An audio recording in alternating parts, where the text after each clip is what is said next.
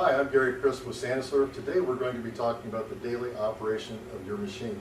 One thing to remember when using one of our machines for the first time, we coat the inside of the mix can, the inlet tube, the barrel, and all parts within with a vegetable-based oil to stop corrosion. It needs to be taken apart and cleaned as I'm about to demonstrate. When you sanitize our machine, it needs to be charged immediately. You can't do it hours ahead. If you do, bacteria will be reintroduced. Another thing is I'm going to be demonstrating the bucket hangers that we sell. It's not mandatory to use it, but it sure makes life easier. The thing to remember is before putting it on the machine, please sanitize it. Remember, I'm just demonstrating general sanitization guidelines. You need to check with your local health code to see what's applicable in your area. One thing to remember about this whole process is the first step is to wash your hands thoroughly. Last night the machine was taken apart, it was clean, the parts were allowed to air dry overnight. So the first thing we're going to do is, I'm going to show you how to put this together. We have a dasher here, and in the dasher goes the stator rod, and attached to that are going to be two scraper blades, and also taken apart and cleaned is the rear seal. But the first thing I do is I get a little bit of lube, which we also provide with the machine. I'm going to put a little bit of lube right behind the square head. I'm also going to put a little bit on the end here. Smear it around with your finger and insert it into this hole. That's all there is to putting this together. Next thing I'm going to do is grab the two rear seal parts. Very important every night that the rear seal comes apart. We need to get all the bacteria out from under this seal area. So you have the rubber boot. You slide it with your fingers down to where it needs to go on. You take your two index fingers, run it around, and it's together. It's that simple. The next thing we're going to do is put lubricant, 3 pencil eraser sized little blobs, right on this seal, right on the shoulder of the dasher. It's very important that you get no lubricant at all on this rubber seal. It's a static seal. Any lubricant on there will allow it to spin. It turns into a drill and will eventually drill through the back of the barrel. So just 3 pencil eraser sized blobs right there. You push it on like this, rubber seal to the back, give it a little spin, it's ready to go. Next thing, scraper blade. Now, daily when you do this, there's a little wear line that you want to be able to see and feel right here. If your blades are worn to where you can't see or feel this wear line anymore, it's time to replace them. There's 2 flats on this scraper blade bar, and the reason they're there is that so these scraper blades, if you push them on with the flats, they easily slide on and then lay over on the dasher tabs. When you're putting our machines together, if something's going together hard, you're not quite doing it right. Hold on to the stator rod. Don't put the blades on top. Gravity will win and they fall down and it won't go in easily. So again, rotate it so the blades are on top, lay them down flat, push it back into the barrel until you feel it hit. Give it a slight spin until it engages. Okay, next we're going to put the front plate assembly together. You get your 2 O-rings, roll the first one in, take the second one, roll it right over that, into the second slot. Okay, next you want to put some lubricant on both O-rings.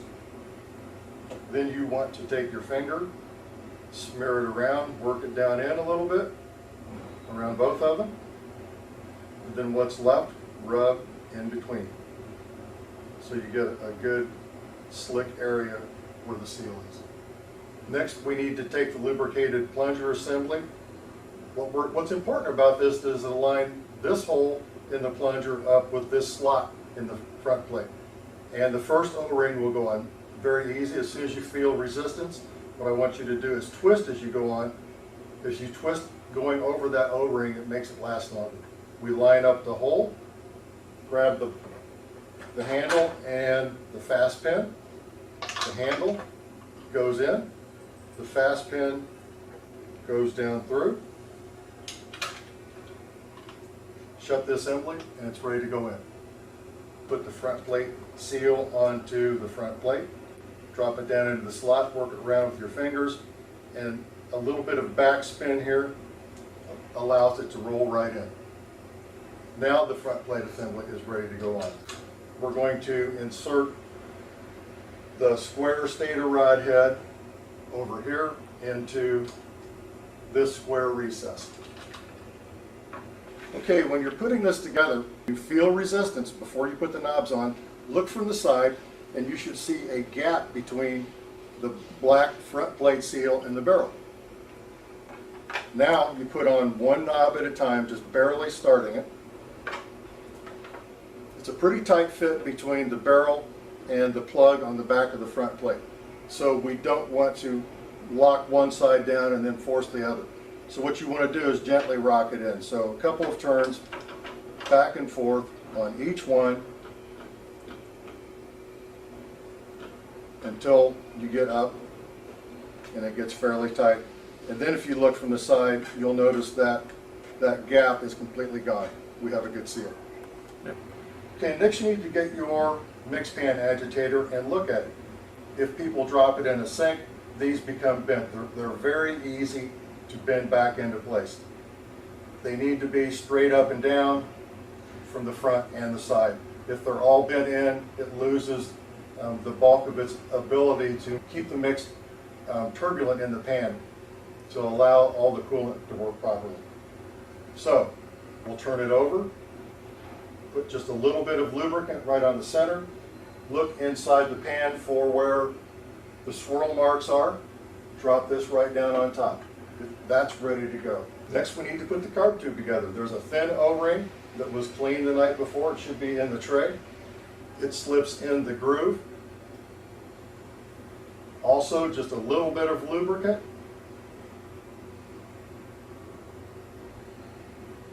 Now at this point we do not want to assemble it into the mix inlet hole. All we want to do at this point is get this sanitized, so we're going to lay it in the pan. We have different types of carb tubes, but as far as how to clean them, where to put the O-ring and how to lubricate them, when to insert them into the machine are all the same.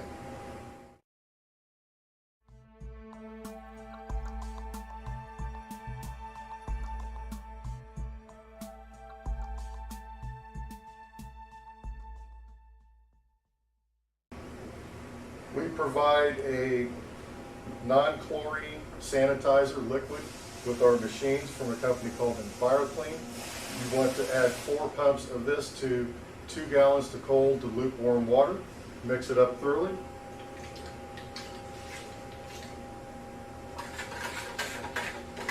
It's ready to use.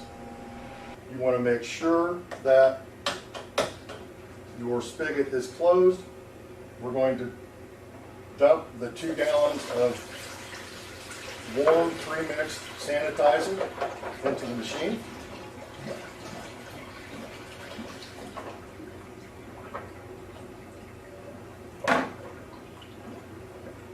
After the sanitizer is in, we're going to turn the selector switch to the clean out position and let it agitate for around 2 minutes.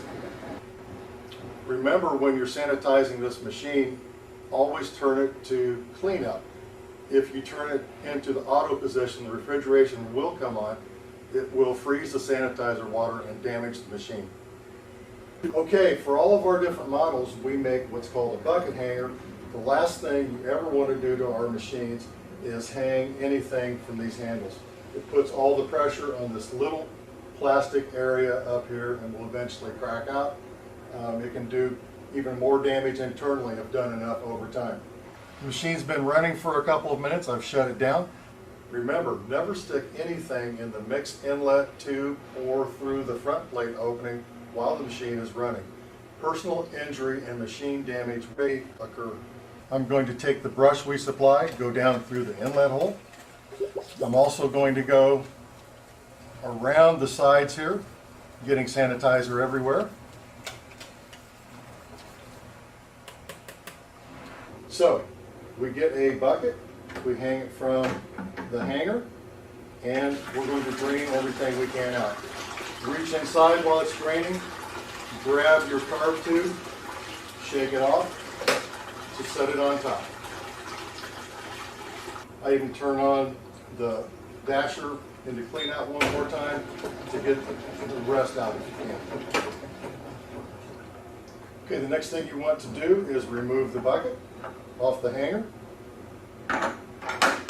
Okay, we have most of the sanitizer out of there.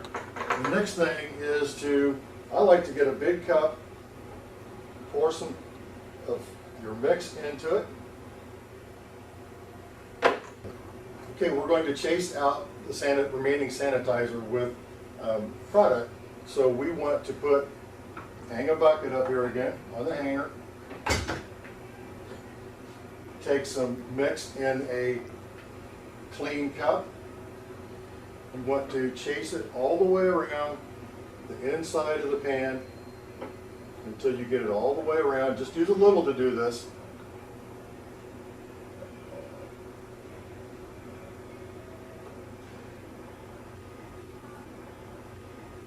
I'm going to go to the front and dump the rest. You'll notice that it's heavier than the water and the sanitizer. It chased it out. It's also going to chase it out from the bottom of the barrel. And because this mix was at 200 parts per million, what little bit is left isn't going to hurt anybody. I'm going to hold this open until I see it coming out the same color, the consistency that it went in.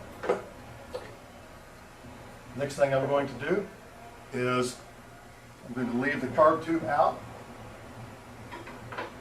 I'm going to get mix, and what I want to do is fill it to a point after it stops bubbling that it is just above this mix out probe.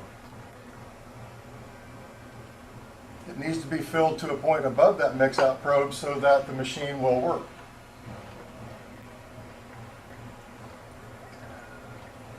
The mix out probe is just barely covered, which is what I want. I'm going to insert the sanitized carb tube into the inlet hole, and you're ready to go. Okay, we have the mix filled just above the mix out probe. At this point, all we need to do is get the bucket out of the way, the bucket hanger off. We flip to auto. The machine's ready to run.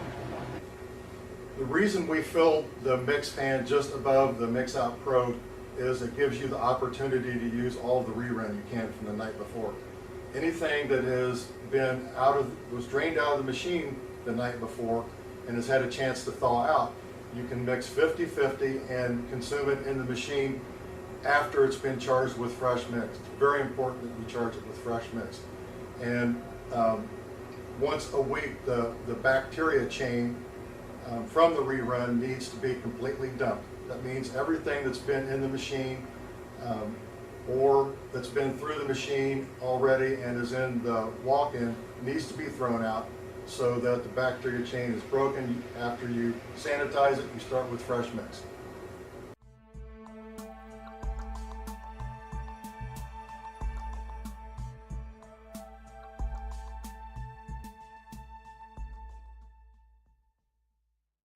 Okay, it's the end of the day. It's time to tear the machine down and clean it.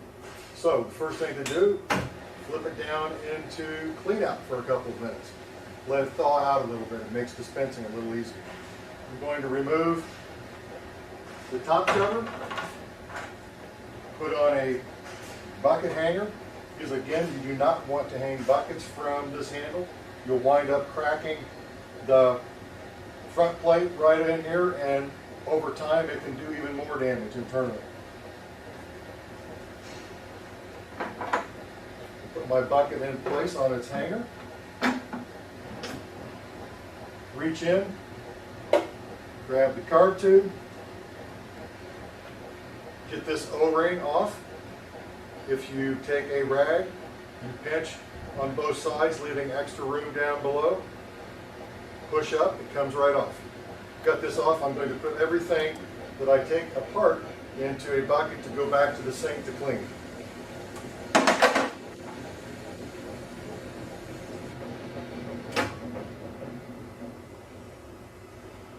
I've got everything dispensed out that will come. If you put this into a pre-cleaned and sanitized bucket, I should have said that initially, you can put this in your walk-in, let it thaw out overnight, and use it as rerun the next morning, mixed 50-50 with fresh product after you charge the machine with fresh product. Next thing I'm going to do is dump a couple of gallons of lukewarm water into the top.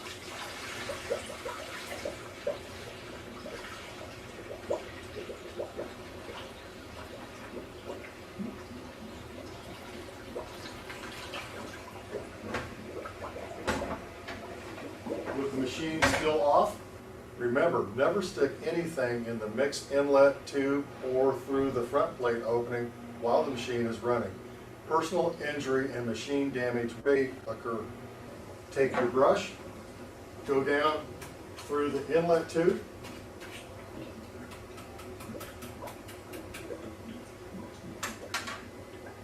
turn the machine into cleanup, hang your bucket, get a towel or a dish rag, get everything off the sides that you can. Dispense this 2 gallons out. Okay, I'm going to shut the machine off, close it, dump this 2 gallons, and repeat the process.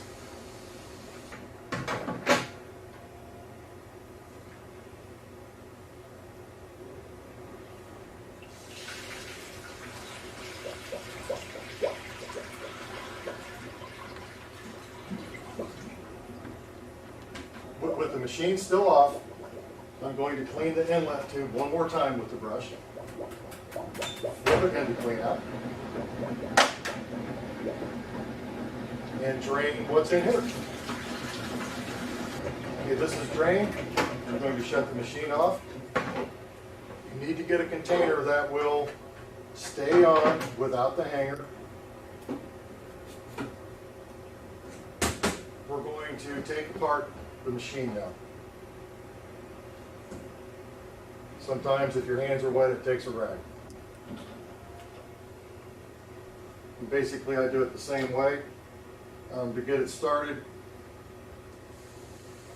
a couple turns on each side until it gets going.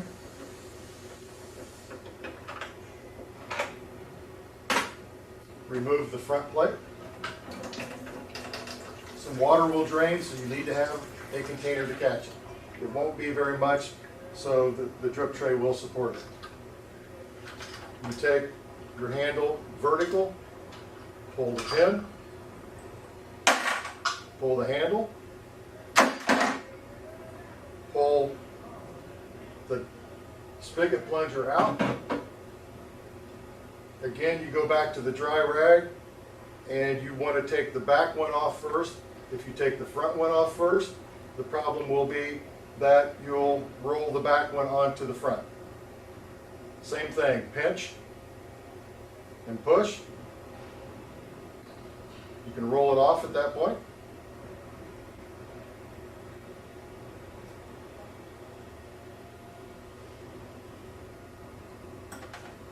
Same thing with the second one. Pinch and push, it puckers up, you can get it off. Another way to get these O-rings off, we have a new tool that's just become available. Just insert it down into the O-ring and it glides right out.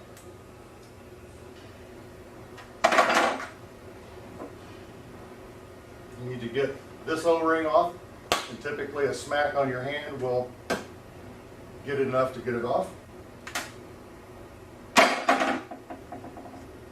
Pull the dasher assembly out.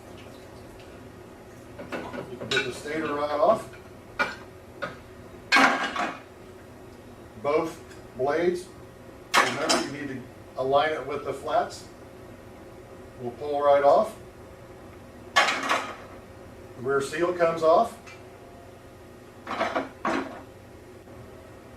Then the rear seal needs to come apart. You need to get the rubber off the plastic because it all needs to be clean. The last part I want to get out is the mix pan agitator. Remember, it's delicate. These parts can get bent, but you can always bend them back straight again, both this way and this way. I want this gently set down into the bucket so that it doesn't get bent up. All of these parts that I've taken apart, including the lid and the drip tray, need to go back and be washed. You need to come back with a soapy rag, clean out the inside of the machine. It's important to let this air dry overnight, as well as your parts that you take back to wash. You can let them air dry in the parts tray that we showed earlier. Remember to include the knobs when you're washing the parts. When cleaning our parts, use a mild detergent and water only. Never use bleach, an abrasive soap, or a dishwasher on any SaniServ parts. And when you're cleaning the outside of the machine, just use a warm, damp cloth. Gently rub it, it will come off. It will keep the machine looking great for years. The other thing to remember is this is an electrical appliance. Never get the area too wet because you can cause electrical damage to the machine and to yourself.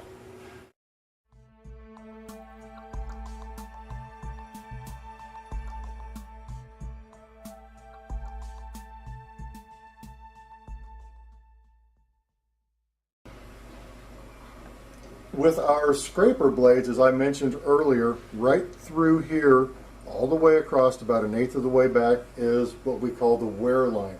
When you can no longer see or feel this line, it's time to replace the scraper blade. This stator rod, part number 65633, needs to be replaced when you can see a groove right behind this square shoulder here.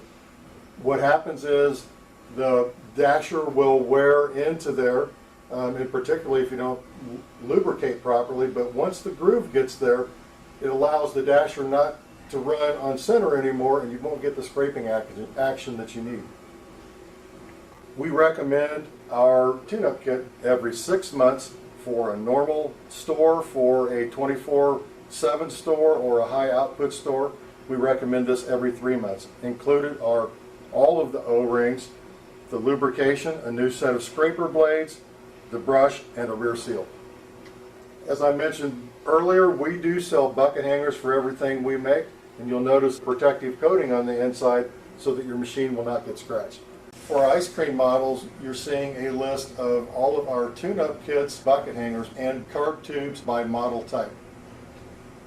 Because these lists are long, please hit pause and take your time selecting the correct model type. Our liquid sanitizer is part number 65634. Our ice cream front plate with the star decorator is part number 65631. If you need a new spigot plunger, the part number is 105503. If you need the lube itself, we sell it in cases of 12. The part number is 1150. Fast pin to hold the handle is part number 64225. The handle is part number 65632-01. Our new O-ring removal tool is part number 65436.